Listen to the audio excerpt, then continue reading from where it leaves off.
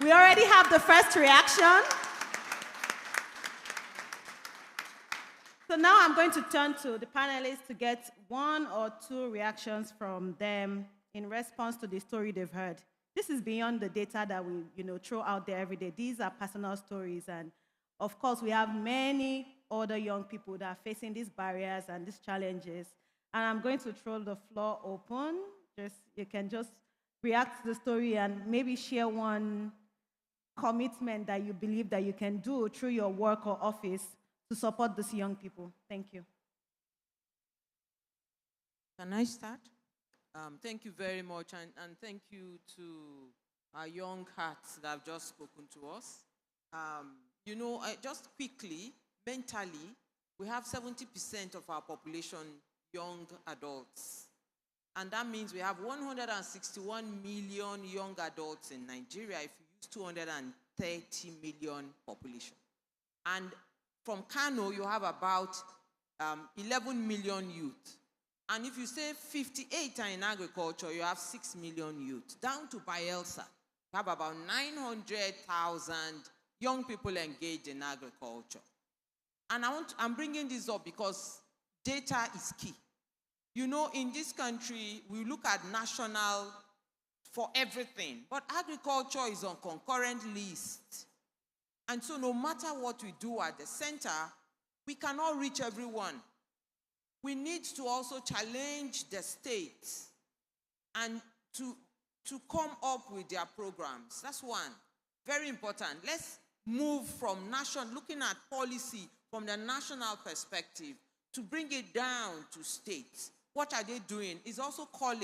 I'm also calling for policing of policy, national and state level. Will we get there?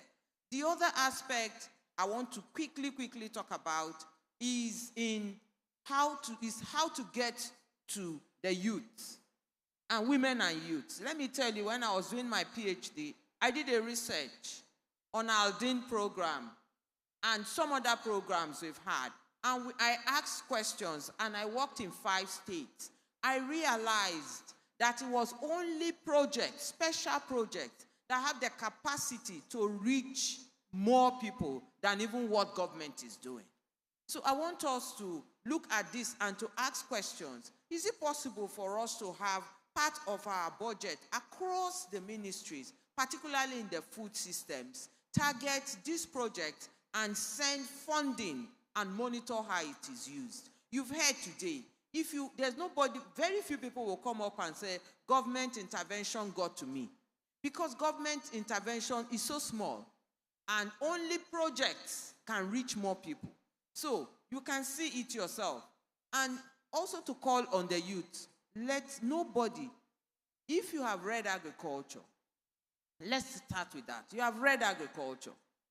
If you take up the simplest form of feeding yourself and the next person, you will go places. Simply doing that.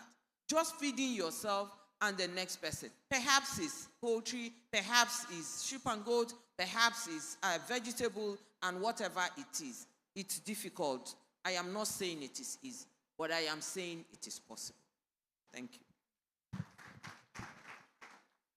Okay. Thank you very much for the... Hello? Thank you very much for the 2 youths that just shared their experiences.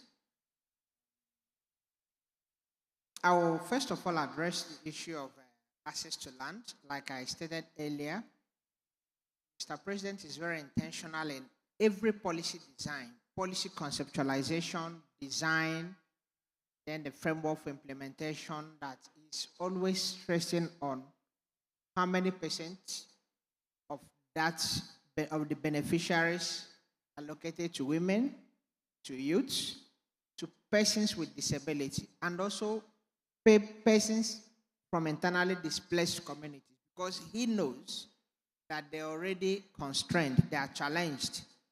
So we need to, fill up the gap where they are hole for them so that they can stand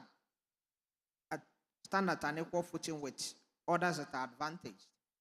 So that being said, I will advise you the piece of land you have, that's where the access to data, information, thank God to ICT. You can, at the comfort of your home, no matter the phone, the Android phone, you can browse and browse and browse and browse and get enough information. I will give you an instance. 1 hectare of farm under, let's use cassava, under the conventional farmer field managed practices, people are getting between 6 to 10 tons per hectare. Within the same environment, not applying anything different, but just knowing how to manipulate the different factors of production within the agricultural ecosystem. Optimize them, input minimization and output maximization, optimization.